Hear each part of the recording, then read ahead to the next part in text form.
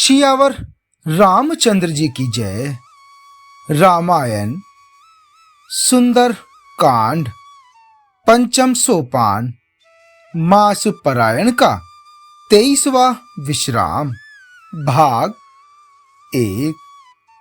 शांत सनातन अप्रमेय प्रमाणों से भरे निष्पाप मोक्ष रूप परम शांति देने वाले ब्रह्मा शंभु और शेष जी से निरंतर सेवित वेदांत के द्वारा जानने योग्य सर्वव्यापक देवताओं में सबसे बड़े माया से मनुष्य रूप में दिखने वाले समस्त पापों को हरने वाले करुणा की खान रघुकुल में श्रेष्ठ तथा राजाओं के शिरोमणि राम कहलाने वाले जगदीश्वर की मैं वंदना करता हूं।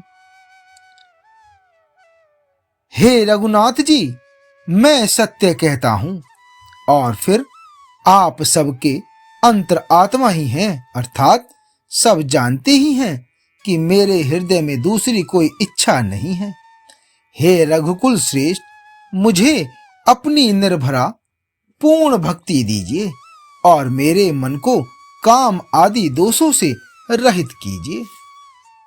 अतुल बल के धाम सोने के पर्वत सुमेरु के समान कांति युक्त शरीर वाले दैत्य रूपी वन को ध्वंस करने के लिए अग्नि रूप ज्ञानियों में अग्रगण्य संपूर्ण गुणों के निधान वानरों के स्वामी श्री रघुनाथ जी के प्रिय भक्त पवन पुत्र श्री हनुमान जी को मैं प्रणाम करता हूँ। जामवंत के वचन सुहाए, सुनि हनुमंत हृदय अति भाए। तब लगी मोहि परीखेउ तुम्हें भाई, सही दुख कंद मूल फल खाई। जामवन के सुंदर वचन सुनकर हनुमान जी के हृदय को बहुत ही भाए। वे बोले कि हे भाई, तुम लोग दुख सहकर कंद मूल फल खाकर तब तक मेरी राह देखना। जब लगी आवो सीत ही देखी, हो ही काजु मोहि हरस विशेषी।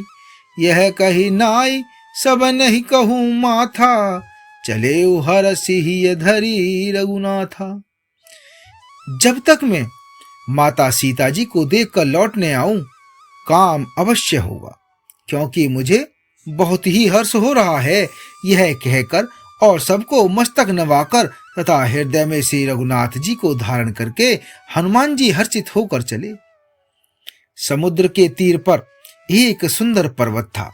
हनुमान जी खेल से ही अनायास ही कूदकर उसके ऊपर जा चढ़े और बार बार श्री रघुवीर का स्मरण करके अत्यंत बलवान हनुमान जी उस पर से बड़े वेग से उछले।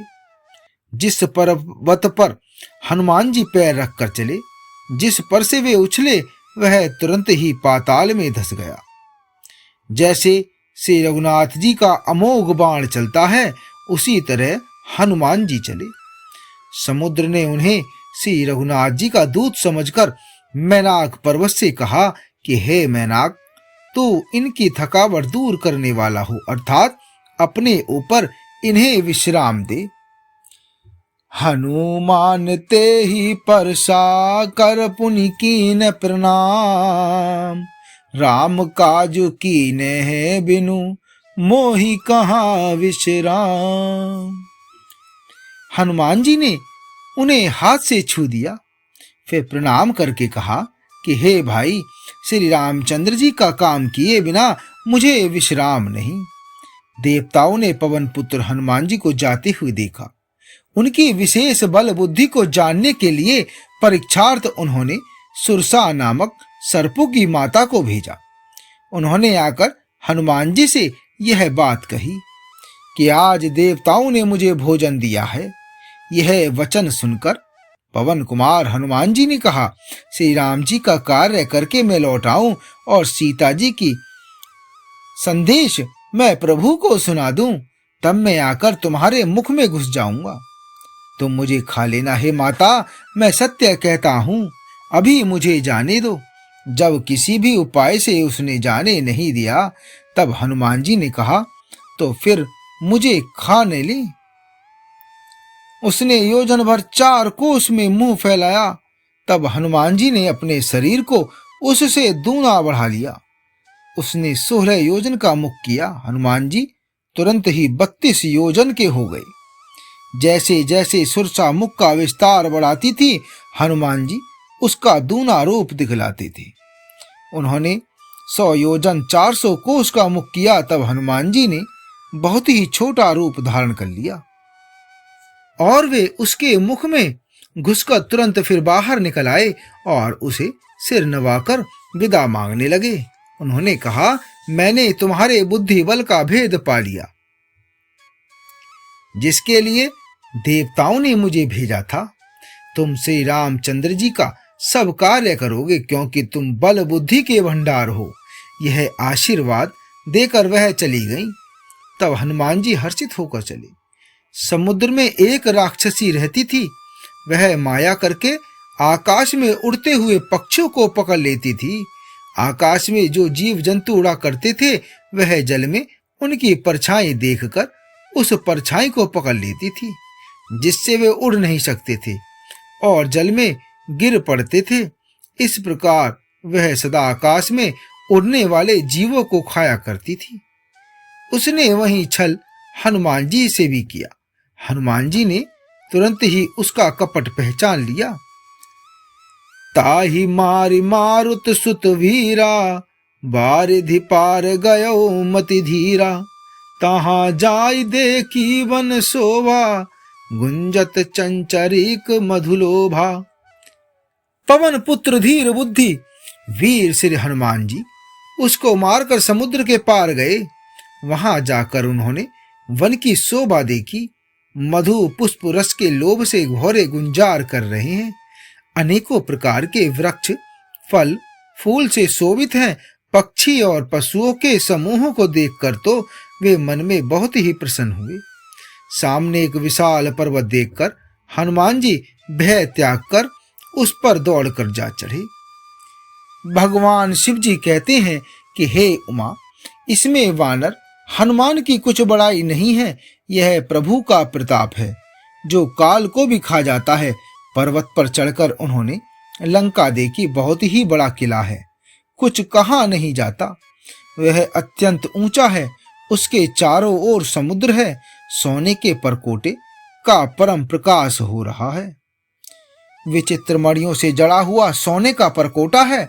उसके अंदर बहुत से सुंदर सुंदर घर हैं। चौराहे, बाजार, सुंदर मार्ग और गलियां हैं। सुंदर नगर बहुत प्रकार से सजा हुआ है। हाथी, घोड़े, खच्चरों के समूह तथा पैदल और रथों के समूह को कौन गिन सकता है। अनेक रूपों के राक्षसों के दल हैं। उनकी अत्यंत बलवती सेना वर्णन करते नहीं बनती। वन, बाग, उपवन, बगीचे, फुलवाड़ी, तालाब, कुएं और बावलियां सुशोभित हैं। मनुष्य, नाग, देवताओं और गंधर्वों की कन्याएं अपने सौंदर्य से मुनियों के भी मनों को मोह लेती हैं। कहीं पर्वत के समान विशाल शरीर वाले बड़े ही बलवान मल्ल पहलवान गरज रहे हैं। वे अनेकों अखाड़ों में बहुत प्रकार से भिड़ते और एक दूसरे को ललकारते हैं। भयंकर शरीर वाले करोड़ों योद्धा यत्न करके बड़ी सावधानी से नगर की चारों दिशाओं में रखवाली करते हैं। कहीं दुष्ट राक्षस भैंसों, मनुष्यों, गायों, गधों और बकरों को खा रहे हैं। श्री तुलसीदास जी ने इनकी कथा इसलिए कुछ थोड़ी सी कही कि ये निश्चय ही श्री रामचंद्र जी के बाण रूपी तीर्थ में शरीर को त्याग कर परम गति पाएंगे। पुर रखवारे देखी बहु, कपि मन कीन विचार। अति लघु रूप धरो, निशि नगर करो पैसार। नगर के बहु संख्यक रखवालों को देखकर श्री हनुमान जी ने मन में विचार किया कि अत्यंत छोटा रूप धरूं और रात के समय नगर में प्रवेश करूं। हनुमान जी मच्छर के समान छोटा सा रूप धारण कर नर रूप से लीला करने वाले भगवान श्री रामचंद्र जी का स्मरण करके लंका को चले। लंका के द्वार पर लंकनी नामक की एक राक्षसी रहती थी। वह बोली, मेरा निरादर करके बिना मुझसे पूछे कहाँ चला जा रहा है? हे मूर्ख, तूने मेरा भेद नहीं जाना। जहां तक जितने चोर हैं वे सब मेरे आहार हैं। महाकपि हनुमान जी ने उसे एक घूंसा मारा, जिससे वह खून की उल्टी करती हुई पृथ्वी पर लुढ़क पड़ी। वह लंकनी फिर अपने को संभाल कर उठी और डर के मारे हाथ जोड़कर विनती करने लगी। वह बोली, आगे का भाग 2 में। जय श्री राम।